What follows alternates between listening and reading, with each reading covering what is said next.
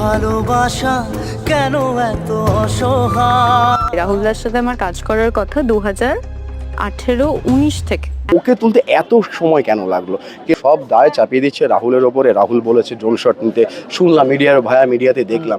শ্বেতাকে বাঁচিয়ে নিল আর রাহুলকে অরুণোদয়কে ছেড়ে দিল। না না, আমার উঠাতে ইচ্ছা করছে না এখন, ও আরো 1 ঘন্টা থাক।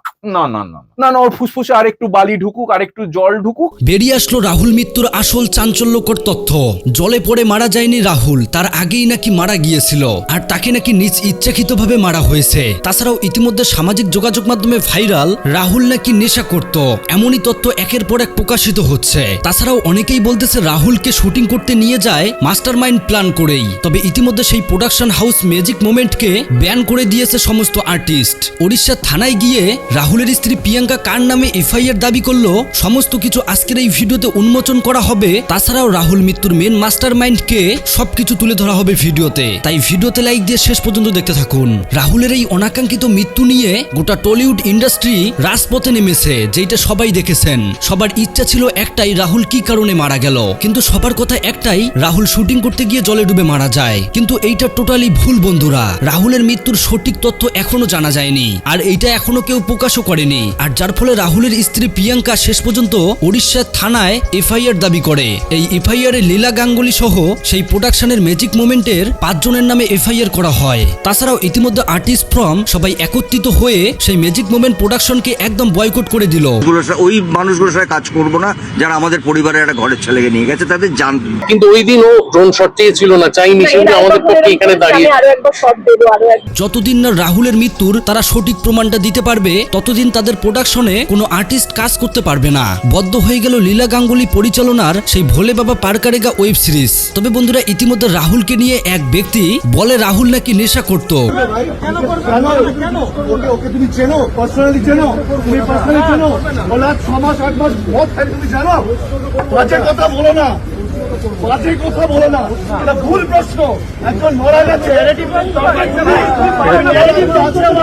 এই কথা শোনাতে যিশু প্রচুর পরিমাণে রেগে যায়, আর যার ফলে এই ভিডিওটি প্রচুর পরিমাণে ভাইরাল। এখন মানুষ মারা গেছে আর সেখানে বলতেছে অভিনেতা রাহুল নাকি নেশা করত।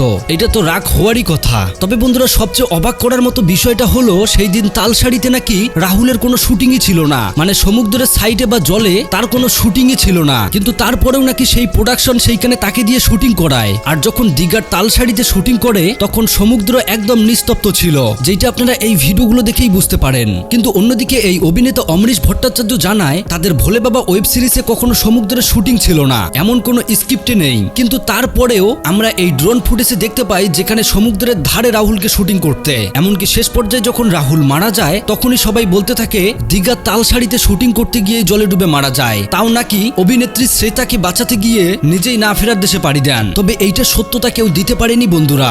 তাছাড়াও সব থেকে দুঃখজনক বিষয় হচ্ছে রাহুলের মৃত্যুর জন্য রাহুলকেই দায়ী করতেছে সেই ম্যাজিক মোমেন্ট প্রোডাকশন। এই মেয়েটাকে, নায়িকাকে তোলা হলো, নায়িকার ও তো একসঙ্গে নায়িকাকে বাঁচানোর জন্যই তো রাহুল গেল।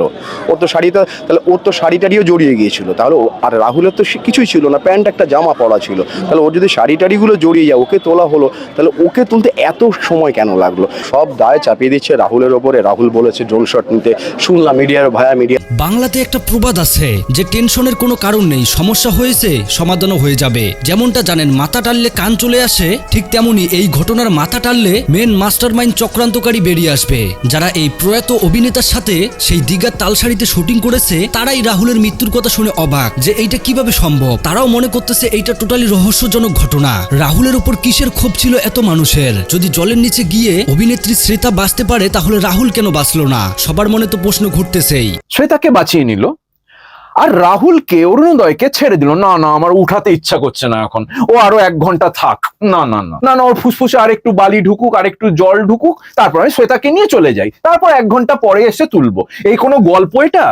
খুব কম সময়ে ওয়েব সিরিজের মাধ্যমে এমনকি সিনেমার মাধ্যমে সবার কাছে অনেক জনপ্রিয় হয়ে ওঠে, বিশেষ করে ওয়েব সিরিজে। তবে রাহুলের এই অকালে যাওয়াতে গোটা টলিপাড়া একদম রাস্তায় নেমে তাদের নিজের সুরক্ষা এমনকি রাহুলের সঠিক বিচার চাওয়ার জন্য তারা আন্দোলন করতেছে।